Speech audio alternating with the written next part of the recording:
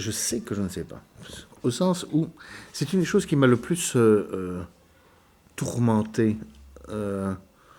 Avant même de travailler dans l'éducation populaire en France, je travaillais sur la reconstruction du mouvement ouvrier en Belgique. Enfin bref, des petites circonstances tout à fait hasardeuses m'ont permis de travailler pendant près de 6 ans dans des centaines de réunions publiques d'exploration, de livres, de recherches et de débats sur comment reconstruire le mouvement ouvrier. Et le point de départ de la réflexion était la critique de la division du travail, à savoir, tiens, au fond, le mouvement ouvrier a incorporé dans sa structure et dans sa culture la division du travail capitaliste, à savoir les syndicats pour s'occuper du social, les coopératives pour s'occuper de l'économique, et les mouvements d'éducation populaire pour s'occuper de la culture, dans laquelle ils parquent prudemment et les femmes et les jeunes, notamment, et les chômeurs, et les personnes âgées, et les étrangers. Bien, ce qu'on appelle groupe spécifique dans l'organisation syndicale. Et donc, mon point de départ est de dire, tiens, par mimétisme, parce que, force de combattre et de débattre, on finit par ressembler à celui à qui on débat et on combat, par mimétisme, le mouvement ouvrier a incorporé dans sa structure, dans sa culture, les formes mêmes de l'organisation dite scientifique du travail social de la société. L'économie n'est pas la culture, le social n'est pas l'économique, etc. Et donc, comment renverser ça? Et donc, j'ai proposé de déployer ce que j'ai appelé des actions transversales. Le mot n'existait même pas à l'époque, donc j'étais fier, j'avais créé un mot. D'organiser des actions transversales qui co-impliquent sur les mêmes enjeux les travailleurs, les usagers et les citoyens. Bref, as-tu ton TUC, travailleurs, usagers, citoyens. Bien. Et donc, oui, donc c'est là que j'ai travaillé les prolégomènes, les prémices de ce que j'allais travailler après avec l'éducation populaire. Et on m'a dit très juste, très très juste. On a ouvert une série de chantiers sur l'énergie, sur l'enseignement, sur la culture, sur le social, peu importe. Et je suis tombé sur un problème qui est le problème des identités à géométrie variable. C'est-à-dire ce qui historiquement mobilise et coalise, c'est l'identité. Et comme dirait Touraine, dans son théorème très simple à l'époque, identité, opposition, totalité. Donc, je suis un travailleur face à un capitaliste sur un enjeu global. Mais je suis un travailleur du métal de la vallée de la Meuse.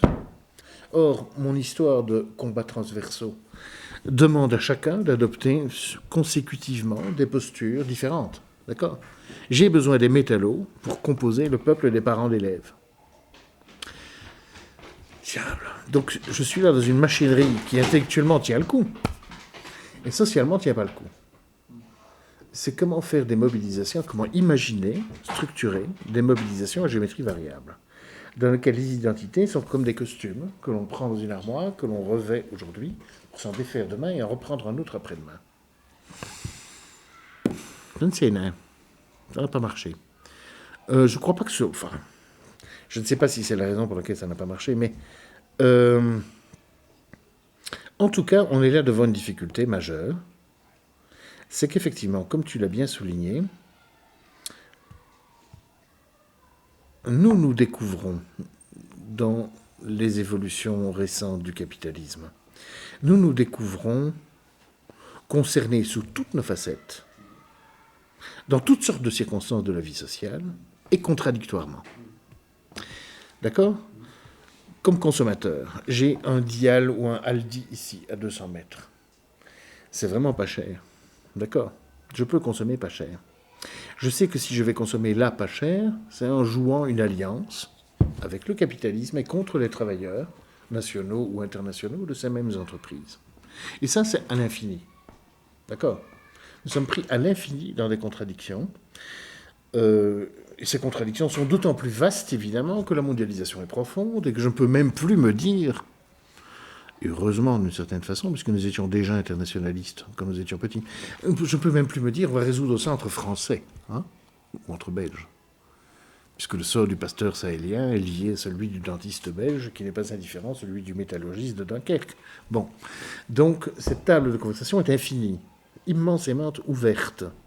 Et c'est bien.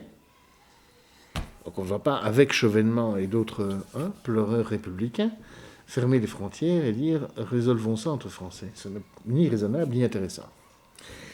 Néanmoins, il faut admettre que cette espèce d'exigence générale qui serait désormais faite de nous découvrir socialement, en psychanalyse, tu vois, de nous découvrir socialement, nous nous construisons parce que nous sommes capables d'exprimer et de travailler nos contradictions.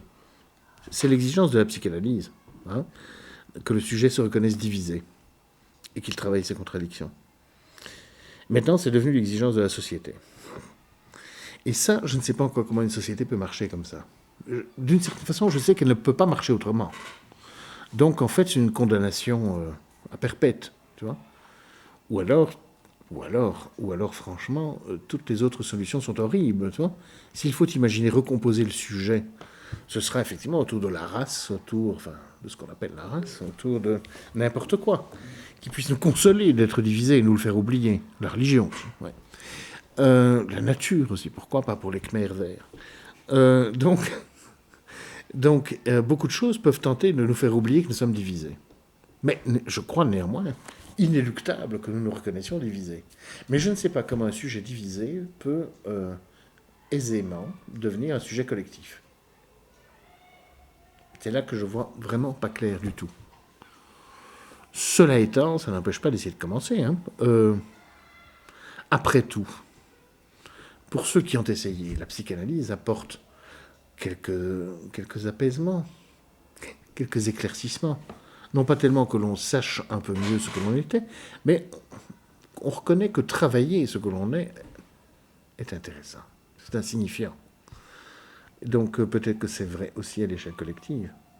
On reconnaît que travailler notre division est bon et meilleur que de ne pas le faire.